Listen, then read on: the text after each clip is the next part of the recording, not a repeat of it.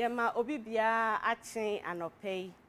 Midin de Nancy Aso Esiedu Amrado. Me head of communications and a brand ewo Airtel Tigo. Ene Nsroma ADDC. Me pacho muntie niye. President Nana Ekufu Addo. Emma address bi ewo Cape Coast. Na eye Independence Day parade no. Eho no okachre amanfo nyina Ghanaafo nyina se onde na aban no omunim dia ekoso nyina issues a ekoso nyina enti omu beba omohomoden na omuguso work around the clock to make everything okay ama Ghanaafo nyina. There are difficulties everywhere in the world. We're seeing increasing global freight rates, rising crude oil prices, which means rising fuel prices, rising costs of items on the market as a result of inflationary pressures, and the depreciation of currencies. And as much as these are happening in all countries around the world, the government of Nana Akufo-Addo has not thrown up its hands in despair. We're not looking for the easy way out. We're determined to become even more self-reliant and in the process find Ghanaian solutions to Ghanaian problems. As already we have made considerable progress towards this end. Today, Ghana is a net exporter of foodstuffs, thanks to the success of the program for Planting for Food and Jobs. Free senior high school is ensuring money, or the lack of it, is no longer a barrier towards the attainment of a minimum of senior high school education for every Ghanaian child, an important tool for the development of our nation. We are processing more of our cocoa in Ghana than at any other time in our history. The One District, One Factory initiative, which has seen the ongoing construction of 278 factories across the country, 106 completed, is part of the foundation on which we're building a comprehensive industrialization program, inspired by the development of strategic anchor industries, such as the emerging automotive industry and the coordinating exploitation of our bauxite and iron resources. We have opened up this country through the constructions of roads more than any other government has in the history of the Fourth Republic. Our efforts at digitization are improving transparency, accountability, and efficiency in the public sector and helping to accelerate the growth of our economy.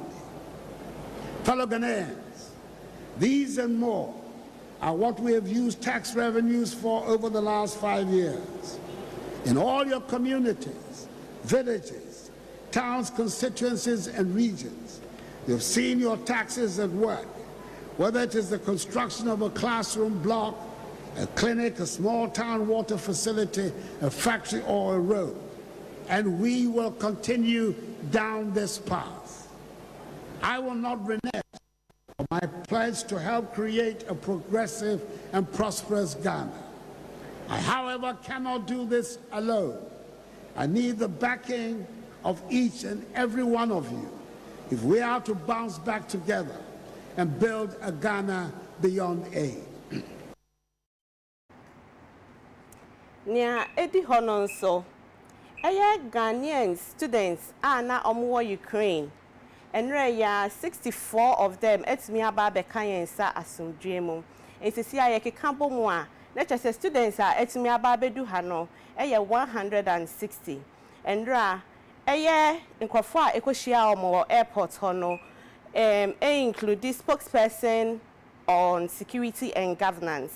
Now, what church mu say, the psychologist and so akoshia say nebeya de obobefa entity mu edu sabre ya na omaye ha nti eno so bomaye hwenia esi. Nansa mu ne bomomane se entoko asi o Ukraine nti no aban no e de nhyehyeye guakwan ma wo hwe ne mu se o my Ghana ma wakakokam e wo Ukraine eni amaye bemben nyina no obehwe so odo mu ebesa be pie mu o my Ghana mu asundwe mu na wotwe mu ne mu aduonu na 24 edi kan be pie mu ewo my Ghana mu ene dwode ya no pano so no emu aduonunum 55 every Romania ebeduru my Ghana mu ana wie mu nso no emu nkono every Hungary man no mu aba be pie mu o my Ghana mu nipa dodo watima be pie mu ewo my Ghana mu ewo ha ne aduosia 160 opinina wono ena kasa de ma aban no eba ban bo ene amanyosem a ene Palgrave Boache Dankwa ono ene ko hye adusuafo ne nsem sei ene ode to nsentwerefo anim nipa be 300 all mo ababedu Ghana na ye ka no so no nipa be 600 efi Ukraine ebinom wo Hungary ebinom wo Romania ebinom wo Slovakia ebinom wo Poland aban ebo homodin se wafa ho kanya momo plane ticket or momo accommodation yene prof akasa from mental health and omnion bekasa through traumatic incident na omo komono inti sisia no yegidi se omo aka no omo sumine no ye bomodin pa se omo so betumi aba be kan yensa awofo omo koso omo ndi aban echi omo form omo akoma pa enter aban echi aban bobo no homodin se Ghana ni bie ni honoma ne ho ebeba chima e won semwe nya ho nkasamu no egusu koso sani ye kan ye no yene Russia for edin komo yene Ukraine for so edin komo omo akasa on be create humanitarian corridor na sa humanitarian corridor we ene bebo ama Africa for nya ene Ghana for omo aka e wo sumni no ben Russia border on betumi efi ono makọ Russia no betumi efi Russia so ababedu Ghana maimu nti sa hyehyɛ ni nya nkomodie no yegosu di ho nkomo CEO the mental health authority ano Dr. Kwesi was say enso ekohye adusuafo ni bi to know that these are possibilities and that when you begin to say them you relax, you don't panic, and that it will pass over. Tell yourself that this thing shall also pass. Once you understand that you no longer get alarmed, you no longer get frightened, because the fear becomes a vicious cycle for that. The fear makes you begin to have the flashbacks, and the flashbacks make you fear more, and you begin to panic. But understand that this may happen or it may not happen. If it does happen, you are very well informed.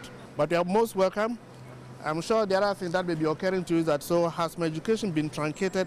I'm sure government is taking all steps to make sure that your years or period there won't come to a waste. So rest assured, most important is that you are safe.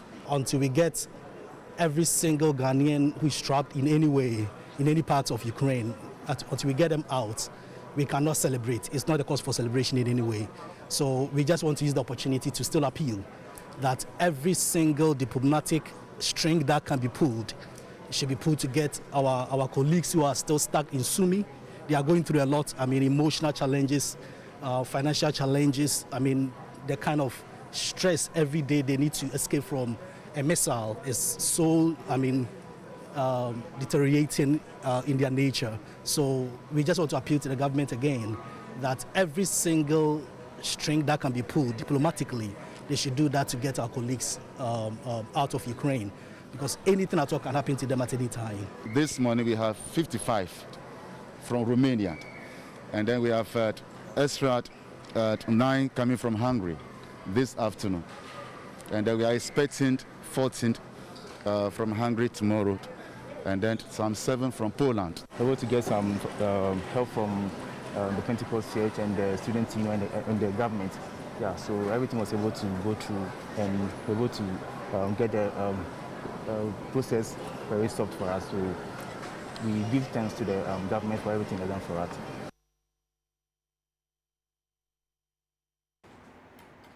Nya edi hono so pressure group bia yefrɛ omo Assembly of Citizens United for Internally Generated Revenue. Omako work. Na work ni nyina asekyerɛ ne sɛ omo kyerɛkyerɛ amanfo sɛ e-levy no enya de bone e wɔ se ye nyina ye som sɛ ne be ya country ni benya sika a ye de bɛhwɛ oman no. Na midinde Nancy Aso Esiedu Amrado. Ene eye International Women's Day.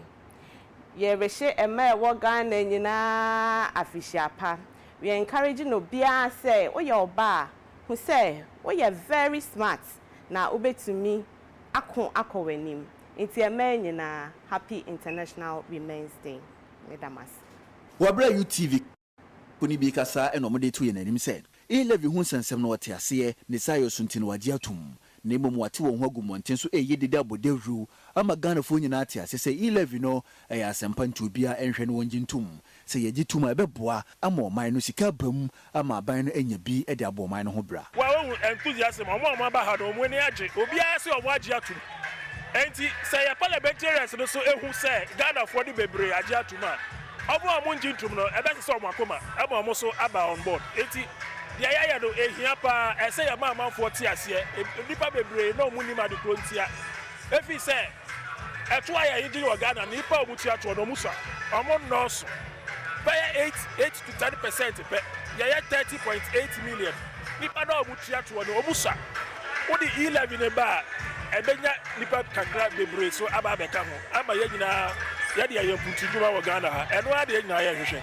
wohwɛ akwan a government ɛyɛ a obiara nya akwan to that level da bebia asphalt ne yɛtwa kwan foforɔ ɛyɛ E11 ade yɛhia ne yɛde bɛtoa so ne yɛde ayɛ nti yɛhia E11 de paa yɛne mpanyinfoɔ a ɛde ekoya no mu baako ɛkasaeɛ Mr. Stalon Nyako sei ɛna ɔde to yɛn anim eti yɛn nyinaa yɛsɛ yɛnim adwuma kɛse a ɔmampanyin ne n'akyitafo ayɛ ama ɔman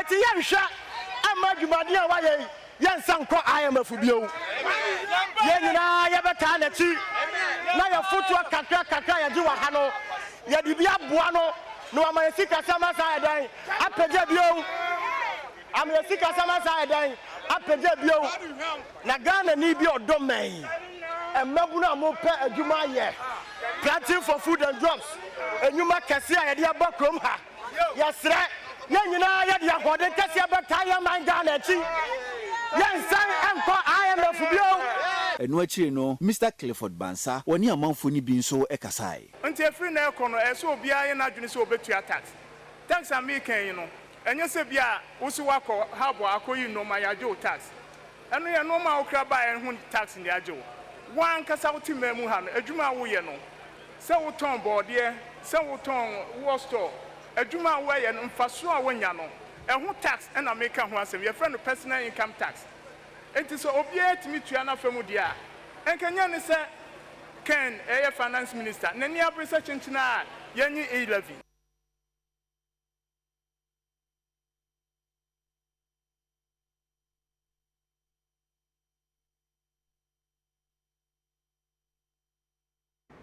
aha na yɛde kaseɛ no nyinaa ebesi medin de Nancy Aso Esiedu Amrado me head of communications and a brand ɛwɔ Airtel Tigo and a special International Women's Day intina muhu me wɔ ha no ɛnyama foforɔ bebree so wɔ hɔ a yɛde brɛ mo ɛnkɔ baby a medamase